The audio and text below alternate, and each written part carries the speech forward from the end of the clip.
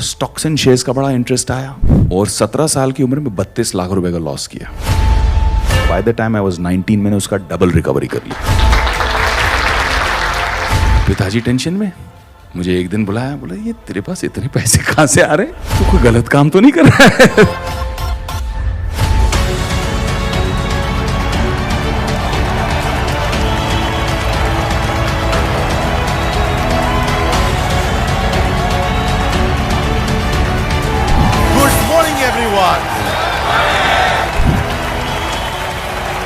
Thank you for all the love. तो आज यार थोड़ी बातें करेंगे, थोड़ी सी मैं आपको अपनी कहानी शेयर करूंगा। मैं पढ़ाई कर रहा था मेयो कॉलेज अजमेर में, जो बहुत स्ट्रिक्ट बॉयज बोर्डिंग स्कूल है अजमेर में। अब बॉयज बोर्डिंग स्कूल में दुनिया इतने में सीमित थी, वही 300 एकड़ का कैंपस, उसी के अंदर खाना पीना कपड़े जूते जो चाहिए होते थे, जाना पड़ता था, साइन करना पड़ता था, बिल पहुंच जाता था पिताजी को। हमें तो कुछ समझ नहीं आया दाल आटे का भाव, तो हम तो ऐसे ही ले लेते, भैया 2 टी-शर्ट देना 2 जूते देना, यही करके ले लेते थे स्टोर से। तो बाहर का एक्सपोजर जीरो। अच्छा, हम निपटा के जब बंबई पहुंचे, अब पिताजी के साथ मैंने आने के बाद कहा कि पॉकेट मनी क्या होनी चाहिए। तूने कहा 500 रुपये बहुत है। पिताजी बहुत ही ज़्यादा उसूल वाले, आदर्श वाले, 500 रुपये ही मिलेंगे, उससे ज़्यादा कुछ नहीं मिलेंगे, और चाहिए तो खुद कमा लो। अब उन्हें कह तो दिया और चोट भी लगी बड़ी गहरी। पहले का बस से जाओ कह रहे हैं, ट्रेन से जाओ कह रहे हैं, फिर उसके ऊपर बोलते हैं 500 रुपये मिलेंगे और कुछ। मैंने कहा 500 रुपये भी आप ही रख लो, नहीं चाहिए। बड़े एटीट्यूड में पंजाबी स्टाइल में दिल बड़ा करके बोल के आ गया मैं। अब हालत ख़राब, अगले सुबह कैसे पहुंचूंगा कॉलेज। एक आध दिन तो किसी दोस्त से पूछ लिया, भैया लिफ्ट दे दे, ये कर दे वो कर दे। रोज़ का मैनेजमेंट कैसे होगा भैया। चल के जाना पड़ा मुझे भाई, मेरे यहाँ से घर से चल के जाना पड़ा। रियल फाका जिसको कहते हैं, बिल्कुल जेब में कुछ नहीं। अब ऐसे में एक अपॉर्चुनिटी आई, किसी ने शो पे देखा, एक रेडियो प्लेज जो क्रिएट करती थी, उन्होंने कहा कि आपकी आवाज़ बहुत अच्छी है, आप एक्सप्रेशन बहुत अच्छा करते हो, आप रेडियो प्लेस करोगे क्या। मैंने कहा हाँ ज़रूर करेंगे। रेडियो प्लेस करने पहुंच गए, वहाँ किसी ने पूछा आप जिंगल्स करोगे, रेडियो के एड्स करोगे, तो मैंने कहा हाँ कर लेंगे। फिर किसी ने वहाँ से पूछा बड़ी अंग्रेज़ी फिल्में और सीरीज़ हिंदुस्तान आ रही हैं, आप उसकी हिंदी में डबिंग कर लोगे। मैंने कहा हाँ कर लेंगे। ये जो जिसने ये कहा उनका नाम था रॉनी स्क्रू वाला, जिन्होंने आगे चल के यूटीवी बनाई। और यूटीवी एक छोटी सी जगह होती थी जहाँ हम जाया करते थे, बेसमेंट के अंदर एक छोटा सा डबिंग स्टूडियो हुआ करता था, और जितनी आपकी पिक्चरें हैं जुरासिक पार्क से लेके देखो देखो बड़ी चिपकली, वो सारा हम जाके वहाँ पे हिंदी में डबिंग करते थे। और भाई ऐसा हुआ कि महीने का 40-50 हज़ार कमाने लग गया आपका भाई। और मैंने अपना खुद का अकाउंट खोला सेपरेट, और बैंक अकाउंट के साथ में एटीएम कार्ड लिया। उस ज़माने में एटीएम कार्ड मतलब वाह वाह, मतलब स्टाइल होता था। एटीएम कार्ड टेबल पे निकाल के रखने का अलग ही मतलब फील होती थी, क्या बात है।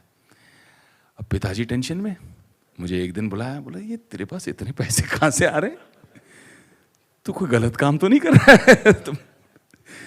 और फिर उनको मैंने समझाया बताया। अब जब कैपिटल बनने लग गया, चैप्टर 2 12वीं में सब्जेक्ट चूज करना था, हमने बहुत सोचा बहुत समझा कि इकोनॉमिक्स करना चाहिए। क्यों इकोनॉमिक्स करना चाहिए? क्योंकि पूरे कॉलेज में सबसे खूबसूरत टीचर इकोनॉमिक्स की है। हम पहुंच गए इकोनॉमिक्स करने, पर एक्चुअल रुचि आई। लड़की का नाम रुचि नहीं था, एक्चुअल इंटरेस्ट आया कि किस तरह से इकोनॉमिक्स वर्क करता है। जहाँ हम रोज़ वड़ा पाव चाय पीने जाते थे, सदा नाम था उसकी, छोटी सी पान बीड़ी की दुकान थी, उसके बगल में हरी भाई थे जिनकी चाय वड़ा पाव की दुकान थी। उनसे हम पूछने लगे, भैया आप कैसे करते हो बिजनेस बताओ। और जो अंदर क्लासरूम में सीख रहे थे उसको हमने इनके बिजनेस में अप्लाई करना शुरू कर दिया कि कितना किताबी है और कितना प्रैक्टिकल।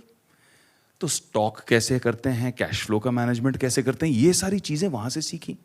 और देखते ही देखते माइक्रो फाइनेंस शुरू कर दिया। यानी कि कॉलेज के जितने लोग थे उनके बिजनेस मॉडल को समझना। कोई डोसा वाला है, तो कोई वड़ा पाव वाला है, कोई चाय वाला है, कोई सैंडविच वाला है, किसी की पान बीड़ी की दुकान है। इन सब का मॉडल समझ के इनको फाइनेंस करना और एक हेल्थी वे में प्रॉफिट शेयर लेना, ना कि उस जमाने में जो होता था 7-8% पर मंथ चार्ज करते थे इनफॉर्मल फाइनेंसिंग, क्योंकि फॉर्मल फाइनेंसिंग तो थी ही नहीं, बैंकिंग थी ही नहीं। तो एक टाइम ऐसा आया जब तक मैं ग्रेजुएट हुआ कि जो पूरे कॉलेजेस के सामने जितनी दुकानें थी सबके साथ मेरा अकाउंट चलता था, सबके साथ मेरी फाइनेंसिंग चलती थी और सबके साथ बाई खाता बना के रखा था। यहां से ऑलवेज फॉरवर्ड प्रोग्रेशन कि क्या नेक्स्ट, क्या है व्हाट नेक्स्ट। और व्हाट नेक्स्ट में जापान का एक बहुत सुंदर शब्द है भाई, काइजेन, कांस्टेंट इंप्रूवमेंट, कि आगे क्या और क्या बेटर और क्या बेटर हो सकता है। लाला जी की तरह रिलैक्स नहीं करना हमको कि भाई हो गया, चलो ठीक है सब चल रहा है, अब छेड़ो मत। आगे क्या, नेक्स्ट क्या, ग्रोथ कैसे होगी। उस ग्रोथ की फिराक में आगे बढ़े। स्टॉक्स एंड शेयर्स का बड़ा इंटरेस्ट आया, स्टॉक लगाया, लोगों के कहने पे टिप विप किए और 17 साल की उम्र में 32 लाख रुपए का लॉस किया। ऐसा लग रहा था हाय हाय, वो फिल्मों में चूड़ियां उड़ियां तोड़ते हैं ना, वैसे लग रहा था मुझे कि ये क्या हो गया, मेरा पूरा कैपिटल इरोड हो गया भैया। जितनी मेहनत करके इतना कुछ किया था, क्रिएट कमाया था, इतना मल्टीप्लाई किया था, वो सब खत्म हो गया। I lost a lot of money. Then I did it the right way, apprentice किया, जाके किसी के अंडर सीखा, पूरा सिस्टम समझ में आया और फिर मैं कहा कि इसको मैं रिकवर करूंगा। By the time I was 19 मैंने उसका डबल रिकवरी कर ली। कमोडिटीज में जाके काम किया, बट इस टाइम सोच समझ के पहले जाके अप्रेंटिसशिप की, कोई ईगो नहीं, नौकरी की तरह जाके वहां पे मेहनत की, समझा, सीखा, फिर कमोडिटीज का मार्केट समझ के उसमें कैसे कमाए। उसके बाद 19-20 साल की उम्र में I set up my first technology company और 19-20 साल की उम्र में मैंने ऑलमोस्ट 12 करोड़ रुपए रेज किए। तो ग्रोथ इस तरह से हुई लाइफ में। तो फाइनली मैं ये कहना चाहूँगा आप लोगों को कि my personal experience has taught me, और मैं हमेशा अच्छे लोगों से, बड़े लोगों से, जो आप बड़ा बिजनेस में भी करते हो, बिलियनर प्रोफेसर्स को लेके आते हो, तो मेरे लिए भी कुछ लाइफ के ऐसे अच्छे बिलियनर प्रोफेसर्स बन गए हैं जो कुछ समय देते हैं और उनका समय बहुमूल्य है मेरे लिए। मैं अभी रिसेंटली मुकेश भाई अंबानी से मिला और जब भी उनसे मिलता हूं तो वो हमेशा कुछ ऐसी बात करते हैं जिसका कोई इल्म ही नहीं है मुझे, कोई नई टेक्नोलॉजी, कोई नया फ्यूचर। जिस आदमी के पास इतना स्टेडी बिजनेस चल रहा है, इतना सॉलिड एनर्जी का बिजनेस है, टेलीकॉम का बिजनेस है, वो आगे ऑलरेडी सोच रहे हैं what next for the group, what next for the company, what's the future, what's the next technology. इस तरह का एक्सपोजर मिलना बहुत अच्छा है। तो अंत में यही कहना चाहूँगा मेरे भाई कि मैंने लाइफ में कुछ उसूल अपने भी रखे हैं। जब भी पैसा कमाया तो उस पैसे का कोई अच्छा काम ज़रूर किया, ये लॉस नहीं है आपका। तो बिजनेस तो बड़ा करो ही, क्योंकि हम धंधा तो सब कर लेते हैं, बट आई थिंक जो डॉक्टर विवेक बिंद्रा कर रहे हैं, जो बड़ा बिजनेस की टीम कर रही है, वो लोगों को धंधा से बिजनेस तक लेके जा रही है। बहुत फ़र्क है। धंधा सब कर लेते हैं, गल्ले पे बैठ के कोई भी धंधा कर सकता है, बट धंधा को बिजनेस बनाना वो बहुत बड़ी बात है।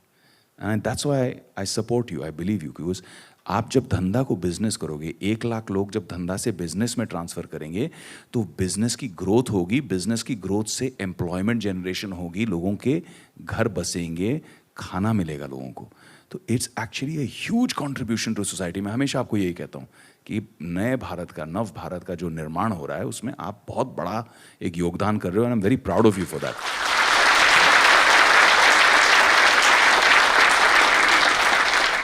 I have a question from you. मैं ये जानना चाहूँगा और सब ये जानना चाहेंगे, फ़ायदा होगा कि आप एक स्टार्टअप को मेंटर करने से पहले, उसमें इन्वेस्ट करने से पहले, उसमें अपना समय देने से पहले, उसको बड़ा करने का डिसीजन लेने से पहले, आप what all do you see? क्या 5-7 चीज़ों का ध्यान रखते हैं कि यार ये अगर कंपनी में होगा तो मैं उसमें आने को तैयार हूँ और उसको बड़ा करूँगा? बहुत बहुत बढ़िया सवाल है।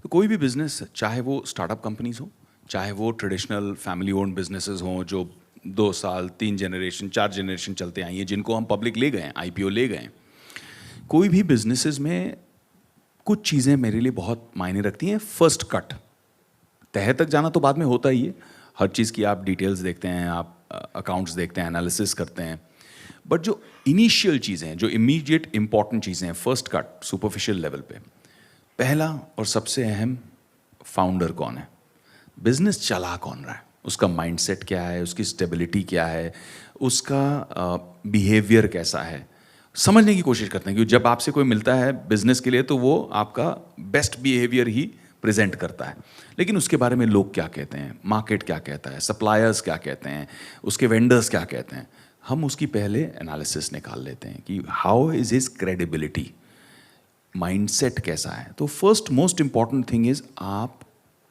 अपने बिजनेस के खुद ब्रांड एम्बेसडर हो, यू आर दैट बिजनेस। तो आपको वो ईथॉस, वो माइंडसेट उसमें सिर्फ धंधे में नहीं अपने आप में भी मेंटेन करना है। इसीलिए आज टाटा ग्रुप की इतनी रिस्पेक्ट बनी रहती है, जबकि इतने सारे ऐसी फैमिली ओन्ड कंपनीज हैं भाई जो सेकेंड जनरेशन थर्ड जनरेशन तक खत्म हो जाती हैं, फिनिश हो जाती हैं, बट इन्होंने एक इथॉस मेंटेन रखा। तो first thing is the founder और the owner. Second thing is the environment. क्या ये सनराइज सेक्टर है या सनसेट, क्या इसके अंदर ग्रोथ पोटेंशियल है या नहीं। आप मेरे पास आओगे इंटरनल कंबशन इंजन रिलेटेड कोई बिजनेस लेके, मैं बोलूँगा नो, क्योंकि मुझे पता है कि आज धंधा है लेकिन डिप्लीटिंग है, डाउन जा रहा है ये। सनराइज क्या होगा, आप ईवी लेके आओगे, मैं बोला okay I am interested, because electric vehicles में पोटेंशियल अब बढ़ रहा है। सो you look eight whether the environment is right और नॉट।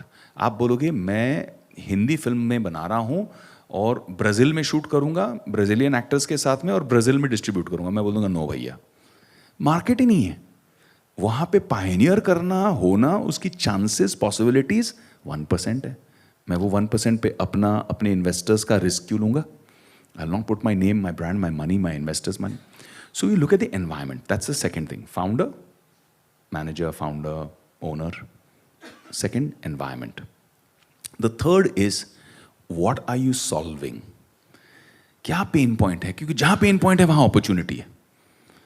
क्या पेन पॉइंट को आप सॉल्व कर रहे हो, क्या अपॉर्चुनिटी है जो आप क्रिएट कर रहे हो from that problem. How are you solving that problem and are you doing it better than what the existing solutions are. Is it better, is it more scalable, is it cheaper, is it more qualitative.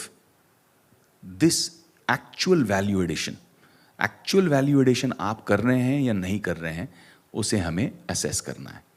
I never go into anything that's pure trading based, कि यहाँ एक opportunity है, यहाँ से लिया, यहाँ पकड़ा दिया। No, anything that can be built and scaled. And the last and most important thing is, can it be scaled organically, can it be scaled organically without the founder. कि कल को फाउंडर को कुछ हो गया तो ये धंधा अपने आप चलेगा या ये उसी पे टिका है। As an investor, I look at these few things.